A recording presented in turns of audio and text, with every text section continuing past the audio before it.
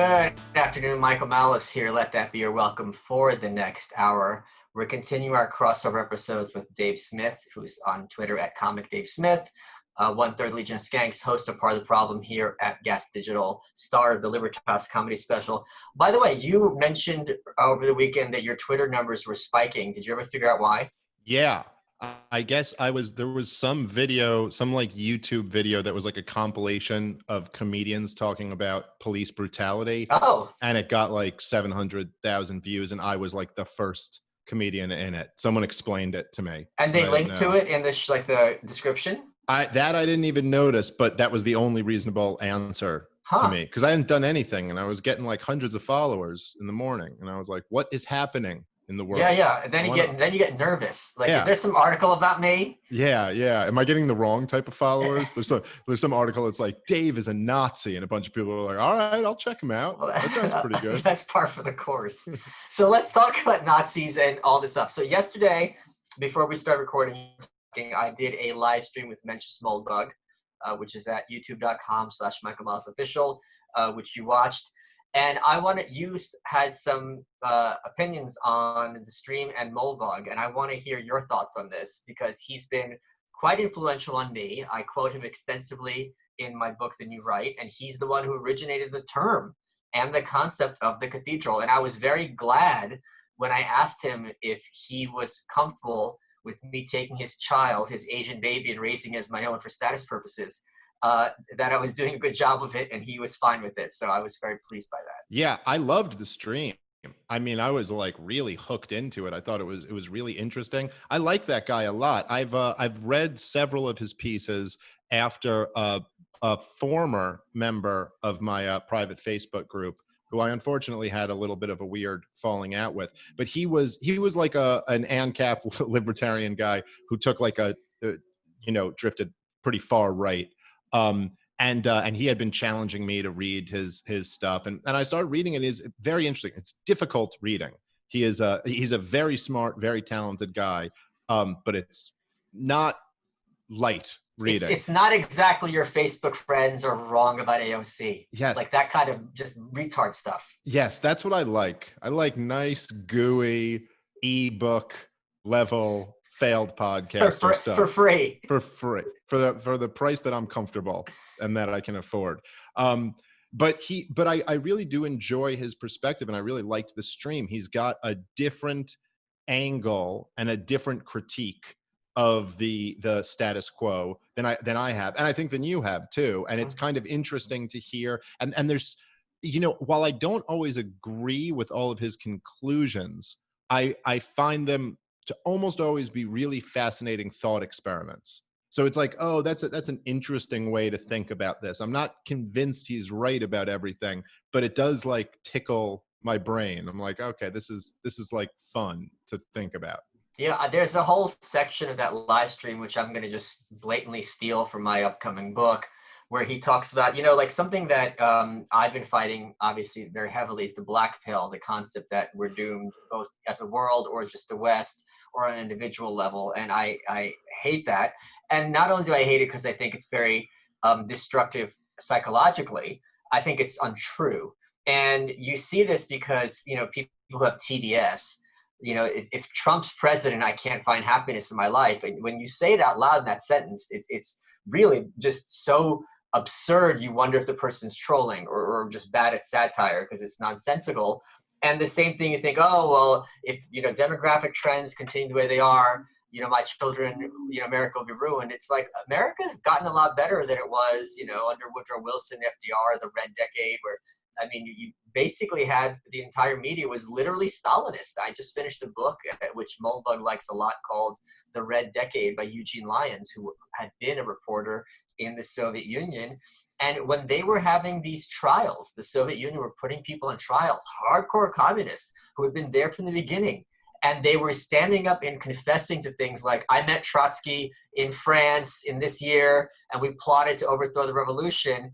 And everyone in the rest of the world is like, but Trotsky was in Mexico on that date. Or they'd be like, I met him at this airport. Like, that airport didn't exist at that time. And then you have to wonder, what is causing these men to confess to things that are literally impossible? And then the very scary truth which came out over the decades, that not only were they literally tortured and family members tortured, all sorts of things, and a lot of them had drank the Flavor Aid and had thought what the party wants is good and I don't matter. And I mean, the kind of torture, I mean, there were people who were beaten until their eyeballs were knocked out of their head, like that level of depravity. And then you had people in the West, people who were hardcore stalwarts at places like the New Yorker, the New Republic, the Nation, which are still with us today, which still inform public opinion today, signing letters saying we support these show trials. It's important for a country to be able to punish those who want to undermine the government and overthrow it. Yeah. And with a straight face, they were saying these sorts of things. So it's kind of very interesting to have that historical perspective, which I think he most certainly has. Yeah, I think that you're really onto something there, where the historical perspective is really the cure for the black pill. Yeah. Like it's very easy if you just focus on the current day and everything that's bad about it to be like, well, this is just, I mean, there's so much horror around the world. And there is, I mean, undeniably, there's a lot of really bad things going on. But just to have some perspective on just the 20th century alone, where we had 2 world wars, these huge, across the entire civilized world, mass murder, you know, on the scale of tens of millions of people being slaughtered, and men being drafted, conscripted around the West to go fight in these wars. Outside of the 2 world wars, you had hundreds of millions of people being killed, either, you know, gassed or starved or murdered by their own governments. Even the Vietnam War is a far bloodier conflict than anything we've been in now, and with you know, conscription. So, you know, there are challenges, things are bad, but you know, it is getting better. And while all of that is happening, we live at a standard of living that's far higher than any of those people did. So there is, you know, and if it's at least, like, the black pill almost requires you to believe it's 100% hopeless, because even if it's 99.9, you might as well not take the black pill. You might as well keep, you know, fighting for that small chance. It's better, just strategically, a better decision. And the other argument he made, which I'm stealing, is he talked about, what if you moved to Honduras, right? What would you look at the Honduras government like? Right. Sure, you would look at its laws, and yeah, would you feel any moral need to follow them? No. Would you obey them because you don't want to go to jail? Yeah. Would you follow Honduran politics? Sure, if you want to predict if things are going to get really bad, to move somewhere else or not, just out of curiosity. Would you think you're in a position or these politics reflect you? No. And he says that is the healthy approach toward America's government. And I'm like, holy crap, that is an amazing analogy. And I think you and I have that. Like, when we sit back and we look at Trump or Hillary or Biden or any of these people, there's no at all idea that these guys represent me or speak for me in any sense. It's a sideshow, and it's interesting, but it will never be like, this is my president. I mean, I do love it when they do things that I enjoy, but that still doesn't mean, like, if some athlete, you know, does a great move, it doesn't mean like, oh man, he's doing that for me. He's not. Right. And the truth is, there's a weird overlap. Actually, I think his perspective on Mulbug's perspective on political solutions, in a way, is the same as Ron Paul's was. And I think he was somewhat influenced by Ron. I know he was very influenced by Murray Rothbard, and he and Hoppe, as he talked about in the stream last night. But even Ron Paul, even the guy who was running for president, used to always say, he goes, there's not going to be a political solution to the problems in America. This system Ron Paul's position was, this system is destined to collapse because it's unsustainable. And at that point, there'll be an opportunity, and we'll kind of see what will happen. And he wanted to speak to the remnant, as he called it, until then. Like, to the people who still believe in liberty and oppose this whole system, I want to talk to you guys and try to bring more people into that fold. But so, and I think Moldbug, he's written about this a lot, where it's like the idea that we're going to defeat this system by clashing with the system is not, there's no political solution here. What you can try to do is kind of withdraw and speak to like-minded people and try to convince more people to take the red pill. And that's kind of your only hope.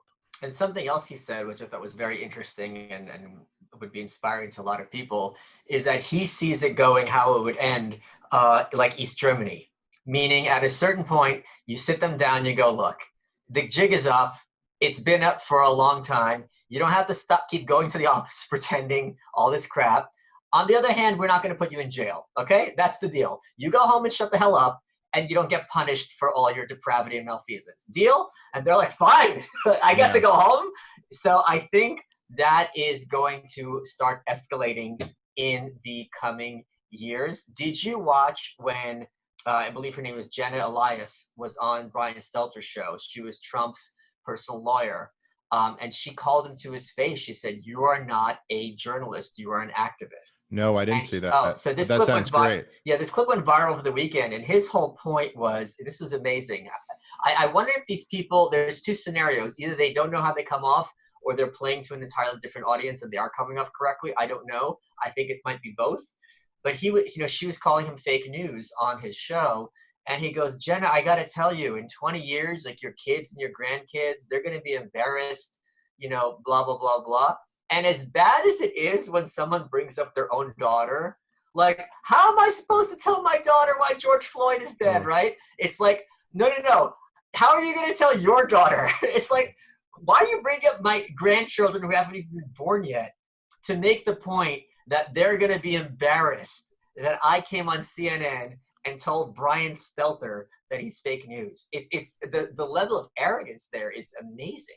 Yes, and actually, Moldbug had a piece about this that was really fascinating. I read it a while ago, so I don't remember it exactly, but he talked about the left progressive certainty that they're on the right side of history with every decision made, and that to some degree they are kind of correct in as far as like any progressive issue. Anytime the progressives has said that over the last 50 years, they have been right in result. Right? Like that is how it is viewed by the public, that, oh yeah, they were on the right side. If you were for gay marriage in the 90s, you were on the right side of history, and you were. And he kind of works out this hypothesis that, well, how would you know that it's always going to go in this one direction and that you're going to be on the right side of history? And he was like, well, you can, in one way you can, assume that we're always progressing. And no matter what we do, we're always progressing. But that would have to ignore a lot of human history where things have really gone in a bad direction. Like, was Germany progressing from the 20s to 1940? Like, was that progress just because it went in that direction? And what he puts forward is the idea that it's kind of like social decay. And you can be certain that something is going to continue. Like, if you just picture an apple decaying, you can be certain that it's going to continue decaying. And since the left is against just tearing everything down of the existing order, they are in some weird sense right, that they are on the right side of history. But that's fascinating to see someone like Brian Stelter just so convinced that there's no other possibility here than they will win the future. And that they're winning the present. Yeah, I mean, I wonder how much of it is a psychological need that you have to believe that you're the good guys, because if you had any doubt that you're the good guys, you wouldn't be pulling half of your crap. One of the big reasons I'm an anarchist is I don't feel comfortable telling anyone how to live their lives. Yes. It comes from a place of intellectual humility. Now, I'm sure I could give them good advice and so on and so forth, and I'm sure a lot of that advice would actually benefit them in some ways, but I am not comfortable with that responsibility.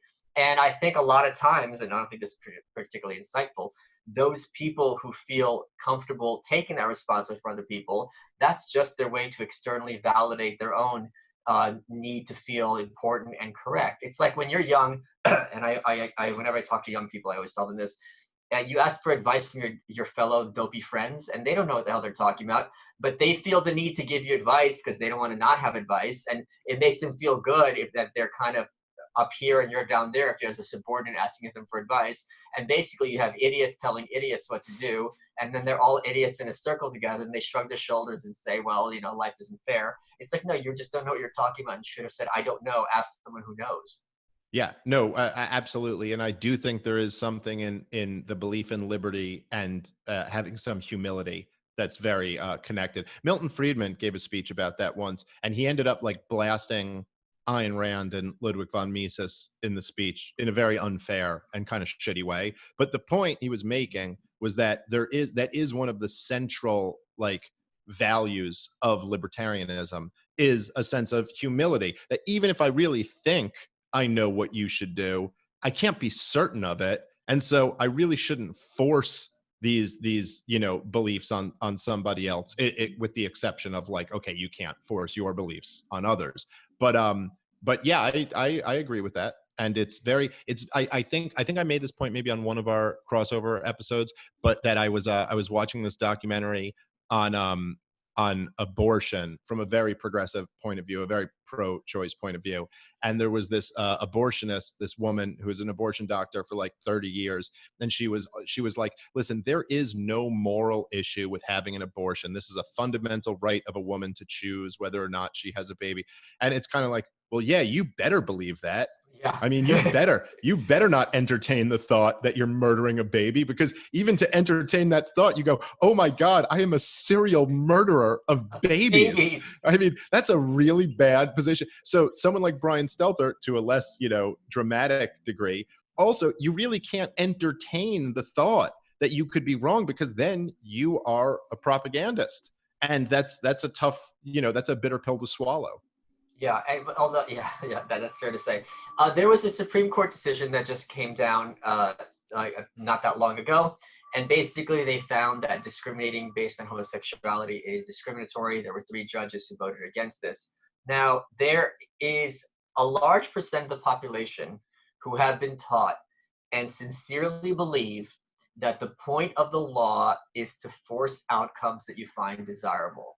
And if you are against the law that would force that desirable outcome, i.e., not discriminating against gay people, you are either in favor of the opposite outcome, or no, you are, or just a bad person in general.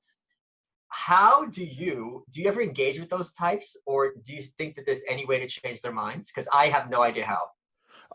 It's tricky. I mean, because the truth is that the reason why I'm in favor of the right to discriminate or freedom of association is because I think that's people's rights. Like, I Yeah, think it's morally wrong to force people to associate with people they don't want to. But that's not really going to be a very convincing no, argument to those types. So usually what I try, if because I also believe this, even though it's my secondary reasoning, is to argue that this, in fact, is not going to lead to the outcome that they want, which I think is also true. I think that forced association creates conflict yes, and heightens tensions between different groups. So you might force this one baker to bake cakes for a gay wedding, but that just pisses off every right-wing person. And they're like, man, these fucking gay people are overstepping their lines and they're changing this country and they're forcing us to do shit we don't want to. Whereas that guy could have just gone to the next baker and there's none of this conflict. It doesn't. So I also argue that, look, as, I'm Jewish. And if there was somebody who, if there wasn't a law against it, would hang up a no Jews allowed sign in their window, I'd much rather them hang up that sign and not go to that business. And whatever, I don't even like hate the person or want to see them destroyed. I'm just like, okay, we can live our separate lives and I don't need to give you money and you don't need to give me a service. I'd much prefer that to the law requires them to take down that sign, and then I go in there and am spending money at this business that would, if allowed to, just not have my family welcome in their store. So I just, on many different levels, I think that's how I've tried to argue it with minimal success. yeah. I feel like this is one of those things where they're just 2 fundamentally different concepts of what the nature of law is, Yeah. and they quite literally can't understand how you would be against the law, where in their argument, not ridiculously, well, the only people being hurt are people who are so homophobic that they're not going to hire someone just because they're gay. That's who that's where you're drawing the line. Like, this is the hill you're dying on. So you could see how they would just be kind of like, what is, and we all know, what, you're going to repeal discrimination law against Black people next? By the way, that is the one question for everyone listening. I don't get engaged in Libertarian Party politics for many reasons. I had to hit Jo Jorgensen over the weekend because she had this really inane tweet I just looked at her page because I gave her shit. I'm like, can you please remove the double space after the period in your bio, you fucking boomer? She didn't do it. And I'm like, all right, I have no beef with her. I'm sure she's really right on the money across the board. I have no problem with her, so I'm gonna not engage with her. But she had this tweet about how, over the last 30 years, 2 million people were put in jail, yet crime rates have gone down. How is this possible? And I just go, how is it possible that incarcerating people lowers the crime rate? It was like the most like, oh my God. I would expect. So here's the thing. The next time you guys are talking to someone who's in the LP and is one of these left libertarians, just ask them, are you in favor of repealing laws that discriminate against Black people? And watch them have their meltdown. Because the answer, if you're a libertarian, is yes. If not, or you're going to give a speech.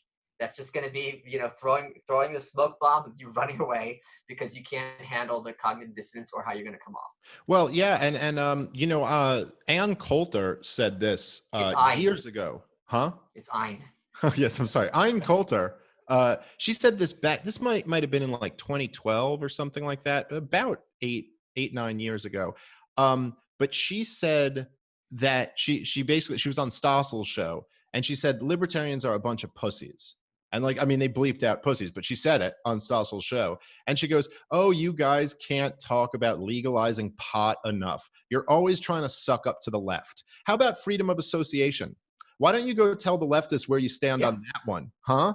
And I remember, it kind of hurt a little bit being like, she's got a point. Yeah. Like, there are a lot of libertarians out there who just can't wait to suck up to the left, but will back away from these more controversial areas where, our philosophy would lead us. And if we want to be consistent, it's like, are we against aggression or not? And if you are, then you have to be against it, even when it may not be popular with your, friend who's a gender studies major. Yeah. And so, and to me, one of the things I've noticed a lot is like, you start to look at these libertarians and you go, well, look, are we serious at all? Or is this just a circle jerk? Because if you're talking about taking down the state, and rustling power away from the military industrial complex, but you're scared of your left-wing friend with genders, with their pronouns in their bio or something like that, you may not be ready for that battle. Like, if you don't have the courage to just say like, yeah, people have a right to discriminate, then we may have some issues. How prepared are you really? And I also just think, like, one of the things I don't understand is the libertarian, and by the way, I think this is part of what created the new right, is that you have Republicans who their voter base is vast majority white people, and yet they go out of their way to kiss the ass of every other group. They try to pander to every group that predominantly votes left wing. But don't you think that that's what white people want? I think white people have been trained very effectively by decades of public education and the media that this is white people acting in their highest moral sense, that there's a lot of them. Yeah, a lot of them think feel that way. But the new right is a group who doesn't, and is like, hey, how about you pander to us since we're your base? And I do see this a lot with libertarians where it's like, well, why are you spending all of your time pandering to this left-wing religious ideology when they're never going to come over to you? I mean, or very, very rarely it's going to be. So I remember I did a Thaddeus Russell's podcast, a live podcast with him and Nick Gillespie. And they more so, who I love both those guys, but they more so Nick, but both of them kind of spent a lot of time just like condemning racism and talking about how the Mises Institute and Ron Paul didn't do enough to stand up against racism. And I argued with them a bit on that point. And then at one point, they both agreed that what libertarianism meant to them was that anybody can live any lifestyle, as weird as it is, whatever alternative lifestyle you want to lead, and we think that's just fine. And it's like, well, that's what they were saying. That's but I don't think that just I agree. I don't feel that way either. But I was like, but so anyone can live any alternative weird lifestyle. But what if that lifestyle includes just wanting to be around white people? Then all of a sudden, this one version of it is like is evil, and it just seems like there's maybe we should kind of check our own programming. Why have we decided this one thing is so much worse than any other alternative lifestyle? They mean harmless weird. Yeah. They mean weird that isn't a threat to the culture at large. Yeah, but you know what? I think they would be fine with a black Israelite or someone like that who just wanted to live around black people and just want, you know what I mean? And I'm like, I'm fine with that too, but I'm fine with it from any race. Yeah. No, I hear what you're saying, but it is interesting but there are lines that they would draw that they wouldn't realize that they would draw. Yeah. And so it's kind of interesting to watch it play out. Here's the thing, like, that's the other argument is, you know, if you are more, I wouldn't say moderate, because that's not really fair, but if you were more speaking the jargon of the mainstream, you're going to attract more people who might be socially risk averse, who they don't want to be the freak or the weirdo. And there's something to that. But then Nick voted for Hillary. Like, if there's any, Did he? Yes. Oof. If there's any chance, I mean, there's a lot of shitty things you could say about Gary Johnson, but if there's any chance where you're like, okay, this is the chance for the moderate libertarians to say, all right, we have two depraved people, just like one is both each more abysmal of a human being as the last. Neither of whom cares about you at all. Neither of them pretend to care about liberty. And we have a guy who's walked the walk, who's been in New Mexico, who wants to liberalize people from drug crime, blah, blah. This is your chance to actually have a candidate you could vote for and be proud of. And then it's like, nope, it's too dangerous. We got to vote for Hillary. It's just like, what is your clarion call? How are you calling people to battle? It's like the Bernie Sanders meme. It's like, it's a picture of Bernie Sanders drawing Bernie Sanders, and it goes, vote for me. We're going to take down the establishment. Oops, I lost. All your money goes to the establishment. Vote for the establishment. Yeah. No, I did not know that Nick voted for could be. Hillary I'm 99%. I would have assumed he voted for Gary Johnson. So that's surprising to hear.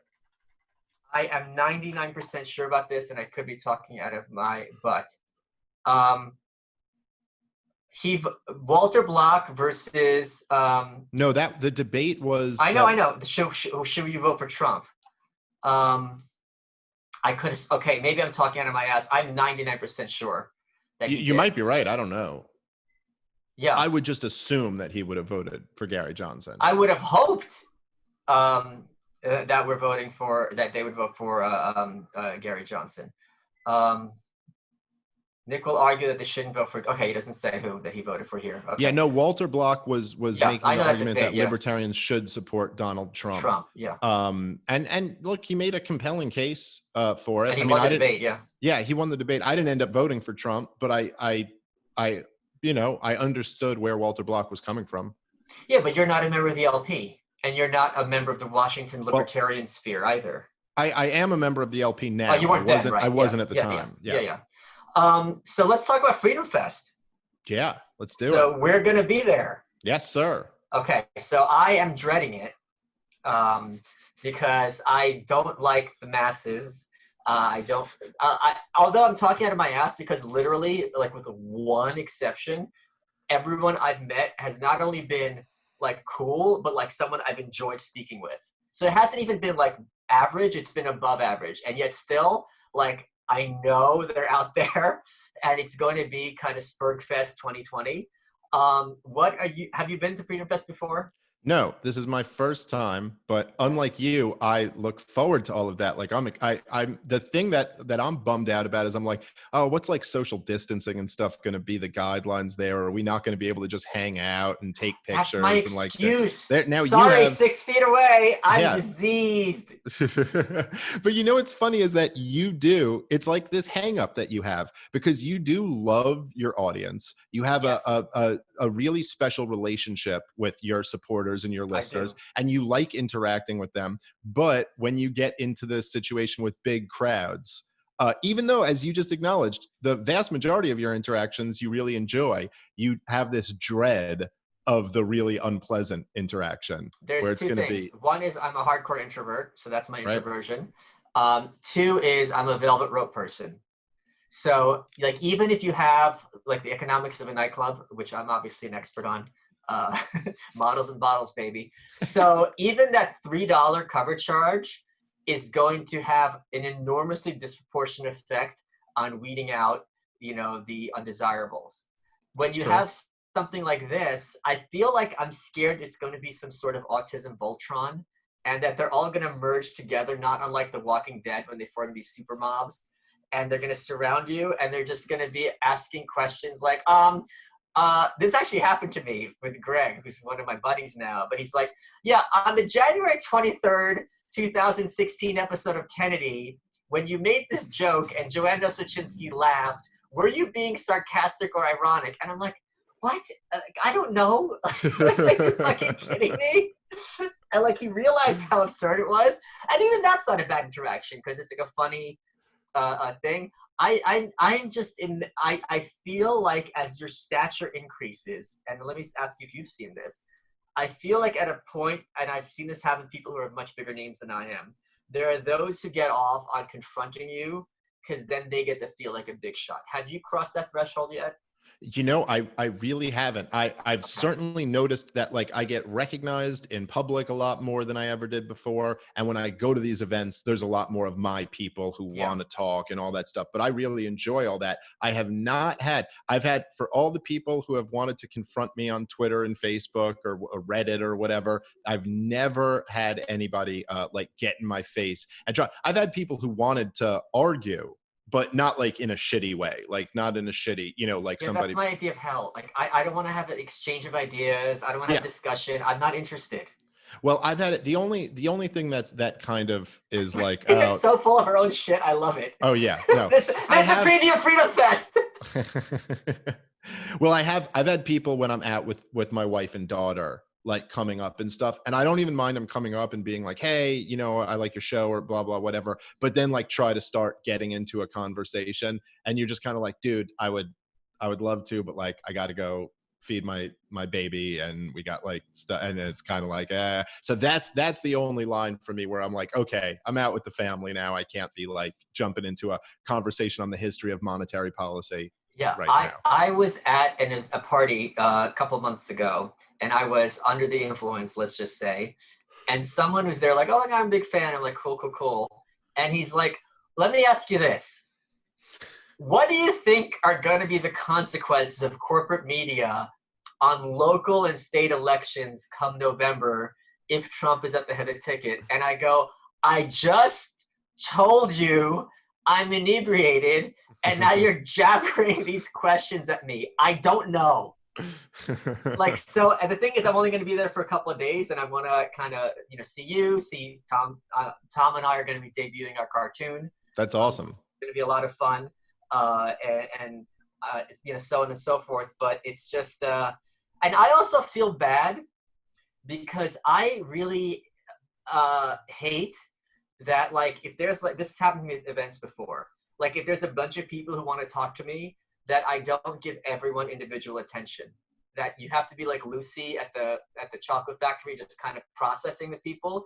And I think that sucks because I know what it's like when I've gone to like a book signing or someone and you really want to talk to the person and they're like, hey, nice to see you. And they just kind of pass you off. And like, you totally get why, because there's like 50 others of me, but it's kind of like, oh man, I wanted to kind of have a conversation. So I feel bad on that end. I understand the other perspective. Yeah, it's challenging. But you have to try to almost force yourself to really, like I've done before when there's just like a line of people who want pictures after a show. You almost have to force yourself to reset and have a real moment every time someone comes up, which is very challenging because when it's like the 50th person and you're just like saying, hey, thanks for coming out, I really appreciate it. And you're like, you've said that 50 times already. It's hard to not just be a robot at that point. I try very hard to like force myself to like reset, have a real moment, almost treat it like this is the first person, coming up to me. But it is challenging. I also think we have an advantage in that our audiences aren't going to be NPCs, that the odds are very, very high that they are going to be unique or different in their own way, and they are going to bring something to the table each and every time. So it is, to me, in some ways, and this is going to sound insulting, but I mean it as a big compliment. For those many of you who know, I got my start with aquariums. My first job was writing for a national aquarium magazine.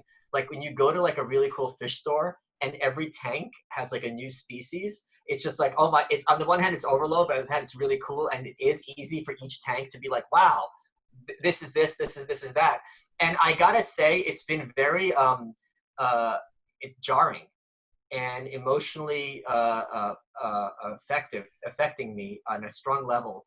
Now that I've started talking a lot more about mental health and kind of self-improvement, and maybe a little bit more in that Jordan Peterson direction, or as he would say, the Jason Stapleton direction. Love you, Jason. That the fact that that has resonated, and that is why I'm writing this next book, to have that feedback of someone being like, I was in a dark place and this has helped. To have that, hear that happen, and I said it many times, and every single time it messes with my head. Yeah. And I already know how to explain it to people, so I'll just do a mass explanation now, because I'm sure it sometimes sounds like oh yeah, but you're just saying that. Imagine your favorite restaurant, right? And you have a favorite meal there. Yeah, maybe every time in some sense it's the same. Maybe every time someone's like, wow, you've made my life better. Every time that meal is amazing. Every time you look forward to it, you're like, oh my God, this is great. So it never gets old from that regard. I pray to, to all the deities up there and downstairs with every fiber of my being, that I never get to the point where someone says, oh my God, your show has made me happier, where I'm like, yeah, cool. Like that person is dead on the inside, as far as I'm concerned. Yeah, I agree. And then it's kind of, it almost makes you, if you hit that point, you're like, well, what are we doing? What am I doing? The point of doing Why this? am I doing this? Oh, just to make money? You're horrible. Yeah, no, I agree. I agree with you. And that is that's a beautiful thing. Yeah, we're really fortunate. I got to tell you, and again, being able to see things from the audience's point of view, because I am a super fan of many things, cereals, jams, aquariums. It's gonna be a lot of fun. I wish I sometimes envy my own audience to see me and Tom together and riffing on each other. You've seen it. It is it's the really, best.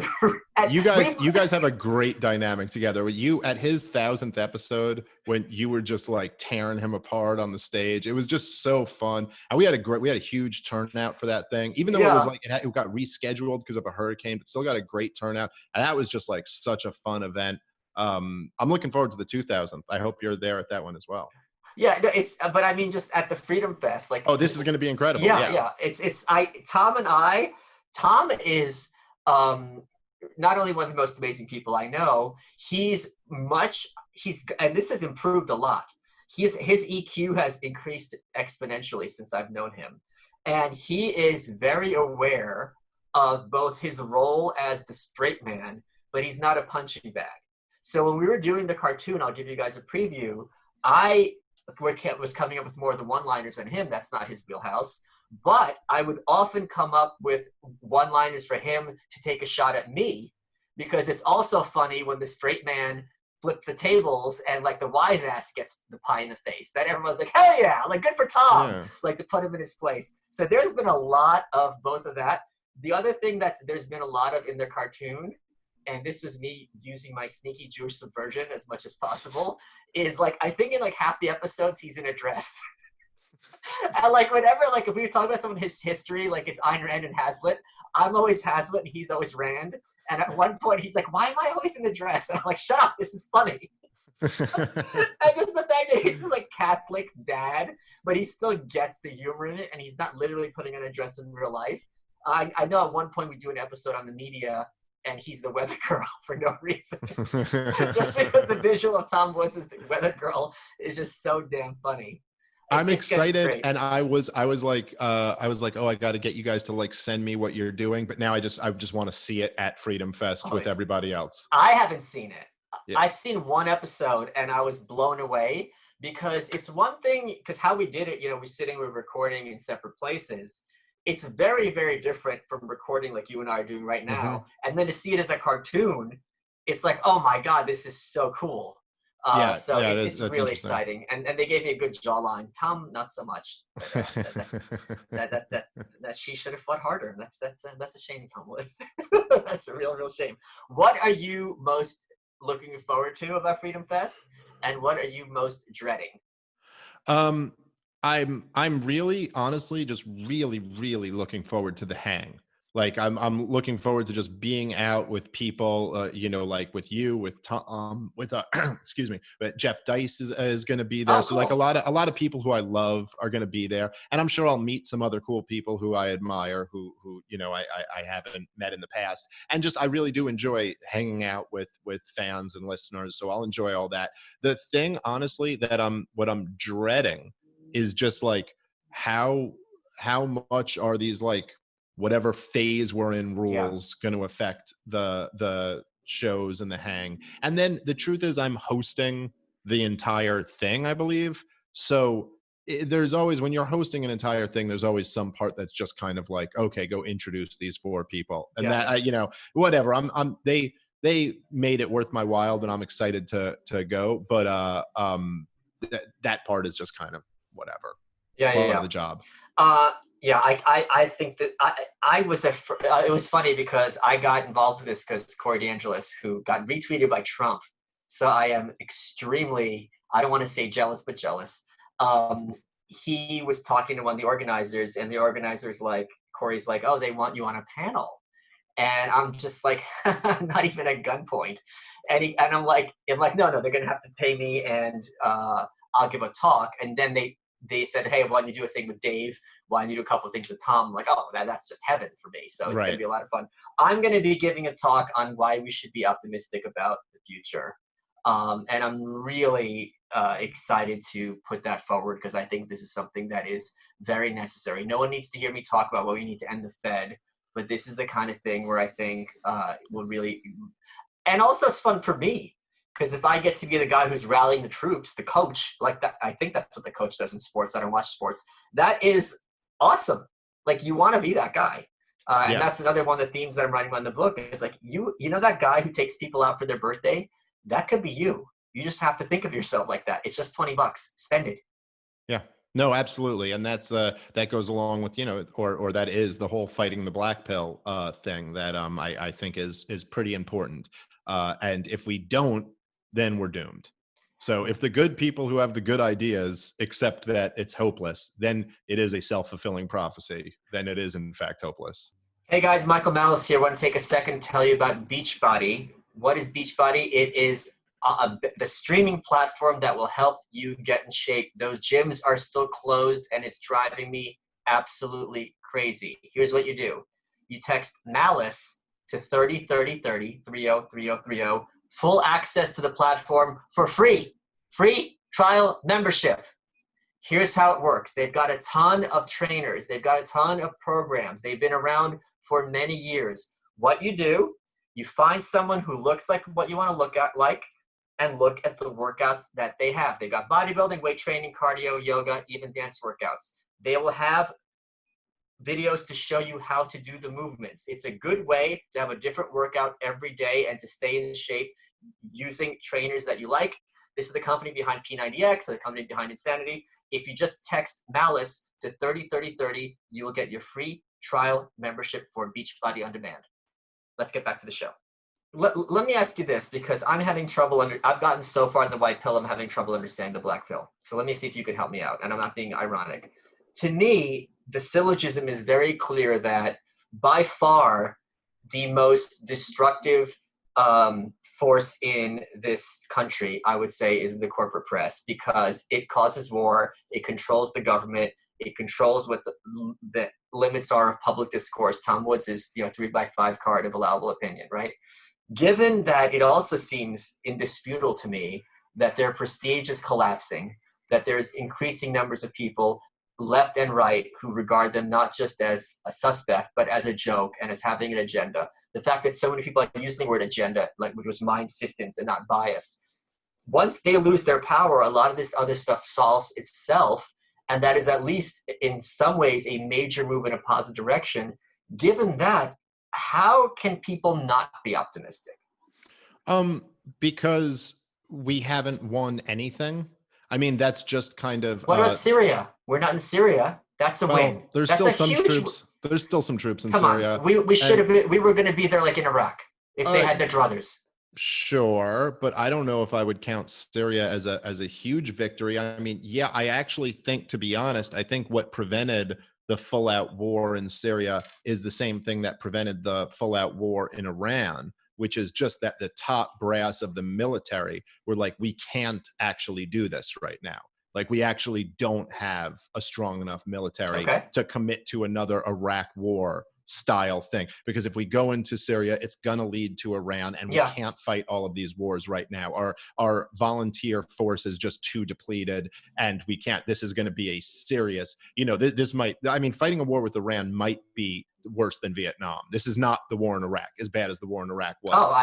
That's fair to say. A much bigger country with a much more serious military that's able to target American bases all around and much more backup. Yes, and also then Russia came in, and that's really what deaded it. Was like, oh, now we really don't have the option. So I would say that the argument, again, I'm with you. I'm just giving playing devil's advocate. Okay. So the argument for the black pill is that, okay, so you had this moment that was almost a political revolution in 2016 in Trump getting in, and it at best slowed down by 1% the direction that we were going in terms of the foreign policy. In terms of fiscal policy, it's worse than even Obama could have been. In terms of the culture, that it's worse than it was even under Obama. So depending on what perspective you're coming from, like if it's a libertarian perspective and you're like, okay, I want to drastically shrink and reduce the size of government, we haven't had a victory, an important victory in my lifetime. What about the prison reform? Yeah, okay, a little, that's medium, okay, medium. That's somewhat something you could say is like, okay, we got a little something there. What our Castle Doctrine and like drug legalization state by state? I think those are kind of big ones. Yeah, I mean, again, you can say there are little steps in the right direction, but in the bigger grand scheme of things, we still have the biggest prison population in the world. We still have the militarized police. We still have none of the actual problems have been like a victory. Like we no longer like have a war on drugs or something like that. And from a conservative perspective, the idea of kind of wanting to live in 1950s America again, that dream has gone from, it went from being like a pipe dream to being like, there's just no chance of getting that country back. I don't think 1950s America was 1950s America. No, I agree with you. I think it's the problem with them and their thinking. It's like it wasn't what you're thinking it was, especially at a DC level. There's a reason Barry Goldwater said that Eisenhower was a dime store New Deal. There's a reason why McCarthy was in ascension. McCarthy wasn't fighting like Bernie Sanders and AOC. McCarthy was fighting literal agents of Stalin who stole the atom bomb, whose job was to weaken and topple our government so that all property could be seized and under the control of a foreign government. Like, let's keep in mind what the fight was that we were up against. While you were told by the New York Times that this is a paranoid conspiracy theory and you're a loon and you don't know what the hell you're talking about, blah, blah, blah, blah, blah. So well, no, you're absolutely right. I think the vast majority of those conservatives who pine for the 50s, if they went back to the 50s, they'd be like, okay, so the top marginal tax rate is 90%, and one of your kids just got drafted to go fight in Korea, and the other one has polio. So how great are these 50s? And you're like, geez, that's rough. And there's 2 TV stations, and they're all hardcore lefty. Yeah. Yeah, and communist sympathizers. Or mindless. You're not going to have anything edgy. There's a great book called, which I'm sure you probably read, called It Usually Starts with Ayn Rand by Jerome Tuchili, or his dad, I think. I've never read that. I'm familiar with it, but I've never read it, yeah. And he goes, and this is a quote from the book, he goes, the reason Ayn Rand was so successful, because she said, fuck you to Dwight Eisenhower. Because when Atlas Shrugged came around, there was a huge consensus about, all right, like this is basically where we are in tax. This is basically where we are in social policy. We can tinker on the margin, but everyone's on the same page, Republican and Democrat. And Rand comes along, grabs her nuts, and goes, hey, here's my response. Fuck you.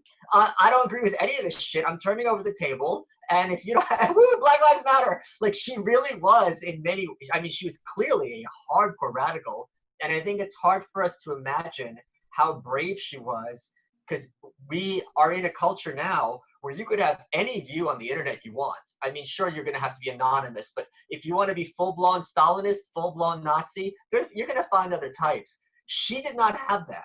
She really was the voice of the wilderness. And let me remind you all that it was the National Review, William F. Buckley's publication, which was the first to call her a Nazi, which said Atlas Shrugged was written out of hate, which is not entirely inaccurate, but said from every page you can hear a voice screaming, to the gas chamber go.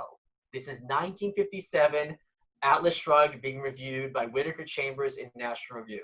So, I mean, imagine it's hard for us to imagine what it's like. She escapes Russia under Lenin. She comes here. She writes We the Living in 1936. She's told to her face, you don't understand the Soviet experiment. You don't know what you're talking about, stupid girl. Who still, I mean, you hear how she talks. I mean, she talks like Boris and Natasha. And then 20 years later, she writes Atlas Shrugged, and they're like, oh, not only did you not understand Lenin, you're also a Nazi. And it's like, I mean, I make fun of her a lot because in many ways she is larger than life and a caricature of a person because she's so extreme. But my God, the courage of that woman is just, and the thing is, again, going back to the 50s, if you care about politics, if you care about liberty, you do not want to be in the 50s because you would be a bigger pariah than Rand was, who at least had accolades to her name. Yeah, no, well, absolutely. And she's one of the few that at least made it and you know, had a huge impact, which was really, really next to impossible to do. And getting called a Nazi in the National Review. I mean, Rothbard only got called a Branch Davidian. So that's pretty good. Yeah, right after he died. And then that fucking piece of shit, William F. Buckley, he gets so, he has the nerve to get his fucking panties in a bunch when who was it, Gore Vidal called him a crypto fascist or whatever. And that's like, but it's like he would basically go around doing the same thing. He was in many ways not only like one of the figures in the neoconservative forming coalescing around turning the Republican Party into the Cold Warriors, but in many ways he was kind of the godfather of the woke SJW culture, where it was like, if you have a problem with somebody, you just call them racist, Nazi, etc., and that's how you counter their arguments that you don't like. I started reading, finally, at age 70, The Machinery of Freedom by David Friedman. And after I'm done with that, I'm going to read Anatomy of the State, so that'll happen in the next week, which will be a fun episode for us to discuss, for me to finally have read it. The Machinery of Freedom is a lot longer. Of course. I'm reading both back to back. Yeah. And David Friedman, who's Milton Friedman's son, Patrick Friedman's father, he obviously comes from that Friedman utilitarian school. They have an interesting relationship with Rand. Rand went after Milton Friedman. I discussed in my book, called him a Stalinist. She really thought he was horrible. Milton hit back. He did not hit back as hard as she hit. He did give her credit where she was due. He did respect her a lot. And I think it says a lot about his character that when someone can get so personal with him, that he could be still kind of objective and fair about her. But he took some personal shots at her, but not as much as not that far. He wasn't calling her a Nazi or anything. Right. And I know, and the fact that he still praised her, mean, it says a lot. That says a lot. It says a lot more than most people. I would say that, even though he's a Stalinist. And Section 20 of the Machinery of Freedom is, I think it was written in the 70s, I believe, like mid-70s, is called, "Is William F. Buckley a contagious disease?" So I'm like, you know what? To quote Ayn Rand, I've just lifted him a few rungs in hell. David Friedman's still alive and will be with us for a long time, God willing. But I'm like, okay, maybe I can get on board with this one. Do you know the story? What's the Mount Pelerin? Mount Pelerin Society, of course. I talk about that. You're right. It's amazing. Oh, that's right. You do talk when Ludwig von Mises. But no. The thing is, what's amazing. So I interrupt you. The person who told this story was Friedman. Yes, and he told it as an example. So there's one famous story where so anyway, for people who don't know, the story is that they're all. It's like Friedrich von Hayek and Milton Friedman and a whole bunch of these like free market economist types talking ostensibly free market, right? And what would be labeled as free market types. And Ludwig von Mises is there, and they're all talking about tax policy and income redistribution. Right. It wasn't even tax policy. Well, it was a They're flat out progressive. talking. It was endorsing a progressive income tax, but Yes. what level of progressive income tax we should have. And Ludwig von Mises gets, and this is like, you have to remember, like an era of gentlemen, like shit like this wasn't done. And he gets up and he goes, "You're all a bunch of socialists," and storms out of the room. Now, Milton Friedman would tell this story as an example of how rigid and inflexible Ludwig von Mises was. So evidently one time he told this story and Rothbard was in the audience. And when he goes and Mises shouts, "You're all a bunch of socialists," Rothbard got up and started applauding. Yeah. And he said, and then he said, Friedman like chastised him from the mic for 20 minutes or something. But yeah, I love little stories like this. But yeah, Mises was right. That is a story to his credit, not to his detriment.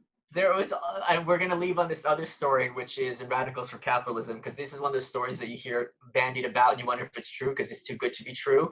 And Mises was at dinner with Rand at Henry Hazlitt's house.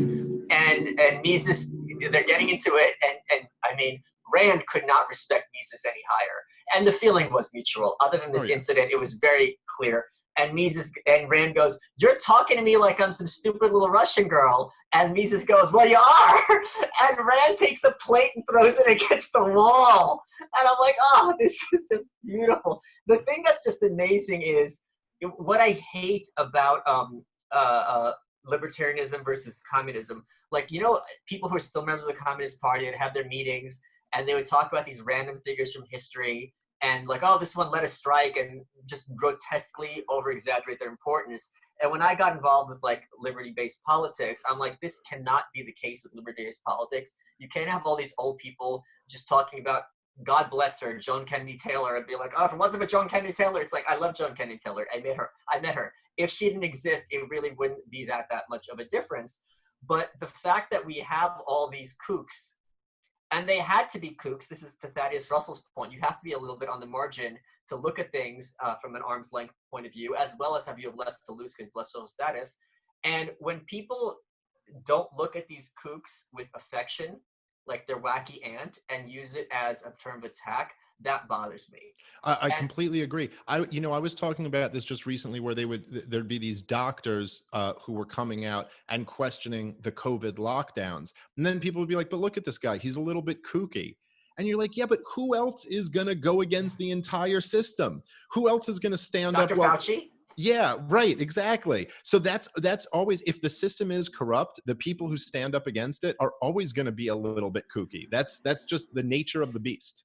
And I also think it draws people into a scene when it's filled with characters, because then it's kind of like a TV show and everyone has their favorite one. Yeah. And the fact that these are real people who walked the streets that you and I walked, who were up against some very, very unpleasant things, and they were so brave. At the same time, they were lovable weirdos, and you got it.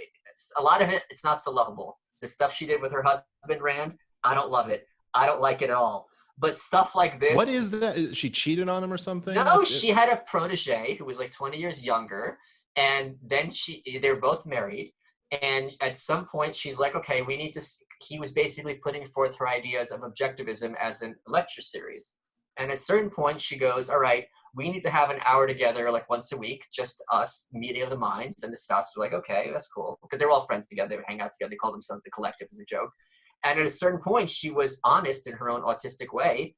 And she goes, okay, we need to start having an affair, because that's what like the philosophy demands. And you both need to be comfortable with it, blah, blah, blah. And she's like, I don't want to lie to you. And it's like, oh, maybe I don't want you to lie to me. And like sometimes Brandon, her protege, would run into her husband as he was leaving, like going to plow the guy's wife. Wow. I met him at the Cato reunion in 97, and he sent me a book and he signed it to Michael, Be Happy, because that was, he thought was his mission in life, was to spread happiness, which is something I'm he didn't spread it to Ayn Rand's husband. But it's just like, yikes, man. Like this is, and it was really funny. Can you imagine what it would be like to fuck Ayn Rand? Oh God! That's but got to watch be. The Passion of Ayn Rand and see it. Judge Reinhold plays Nathaniel Brandon in it, and Helen Mirren plays Rand. Okay, but I mean the real Ayn Rand. Like, what's that like? I feel like she gives you like dispassionate instruction. Oh no, there's two things we know about it. One is she liked it very rough. Okay, which fine. The second thing is she was very cerebral, and I could hear the people freaking out right now, and I don't care. This is sourced. You can look it up in Ann Heller's book. She wasn't very big on hygiene. In fact, she also, because this is such Randian thinking, because she thought sex was such a pleasure, she never got her cats spayed and neutered so that they would have the pleasure of an orgasm. So the male cats would like spray in her house throughout her life. And at one point, Nathaniel Brandon had to tell Barbara to tell Rand to kind of pay more attention to hygiene there. So it's just like, oh, I don't need to know this. Just blah, blah, blah. But that's the stuff I don't like. That's the stuff. I like the stuff where she's throwing a plate. You know, or like when someone tells her, maybe it wasn't Mises, maybe it was Hayek. I think it was Mises. And when someone told her that Mises said that she's the smartest man he'd ever met, she goes, did he say man? And she was all giddy about it. You could just imagine stuff. You haven't seen her. Watch her on Donahue. There's 2 episodes. It's just so good. And it's just the best. And it's, I think it's also inspiring because you and I do similar stuff. We go on TV and other shows and we throw down. And it's really, to me, to look at stuff like this, and Milton Friedman, certainly. I don't think Mises, there's any video of him, and kind of watch it and be like, all right, like I'm picking up where this broad left off, and I'm swinging for the fences. And particularly because both of them, whatever, and I certainly have some critiques of both Rand and Friedman, sure, but not Rothbard. But not Rothbard. No, that guy was perfect. No, I have several critiques of Rothbard. I mean, I thought, I think he's the best ever. But I mean, he got some things wrong. Oh yeah, of course. Really wrong. I mean, the stuff with children was terrible. I thought his abortion position was wrong. I thought but particularly the like starting kids stuff. Like I think he's got that all wrong. And I'm sure there's other things that I could think of, and certain strategy things that were bad moves. But you had there were like people like F.A. Hayek, who I also, more critical of than Rand, but he did a lot of good work, but he was horrible on television. I mean, he was just like not the guy. But Rand, I've never seen him. Yeah, he's just, I mean, well, thick accent, very like mealy mouth, like just not the guy who's going to grab your attention. But man, in those Donahue series, but in different ways, Rand and Friedman were amazing. I mean, they just like take over the show, and I'm sure like a whole lot of people were converted by those appearances. I'm just gonna leave with this one moment. I did a video episode where I watched Rand with the audience, and it was Malice at the movies. And there's just this one clip. The fact that she was what people talk about is that Rand was like tireless. Like if she would argue with you, she'd be up with you till 4 a.m. until you came around to her point of view. And this was taken to be as proof of how smart she is, as opposed to maybe she's just really annoying at a certain point. Like, okay, shut up, I'll find whatever you say. She was the only good writer who ever lived. But there's just this one moment, I brought it up recently, and I'll bring it up again because I love it so much, where she's arguing against feminism. And he's like, what do you think? Women should just go and be long-suffering wives at their home? She goes, no, go out and fight for their job, just like any man has to fight for his job. And this doesn't port to Donahue's thinking. And he goes, would you fight for anything? And she just goes, how did I get here? And he literally shakes his head at himself and walks away, and the audience bursts out laughing. And I'm like, this is so good. It was so good. I love also when she goes, she said something along the lines of, she goes, I think women can have just about any job outside of longshore fishermen or NFL quarterback or something like that. A professional football player like they're trying today. It's just so great. It's just wonderful. Dave, we're running out of time. What has been your favorite part of this episode? My favorite part was your argument about fighting the black pill. I'm always against fighting the blacks. You are welcome.